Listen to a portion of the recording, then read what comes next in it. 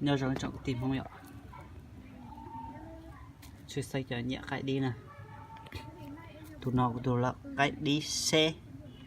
đỡ chở chả đá nè, cái cho nó cái gì chơi này cho nó này. Gạt chuỗi nè, rồi giờ xe ở nơi tụi nó nào nữa, cái xe chả đá rồi, còn này xe họ chả đá đá chở mà nữa, cho nó giờ cho cái nhìn lòng mà đặt thu họ thu bom xe chở nè, mà ở tầm nhựa thì xe dùng cao nó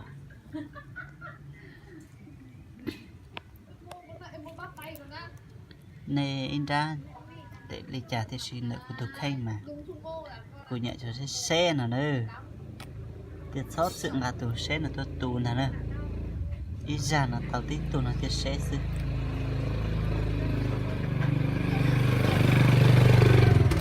ngã tua dù có tiền lo sạch nữa tôi làm ăn hơi tiệt cái tôi mà chả đã bao xe nó nữa mẹ ai thì đã đau chờ nó nữa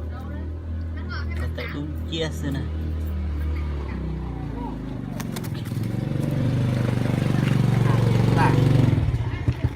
không nè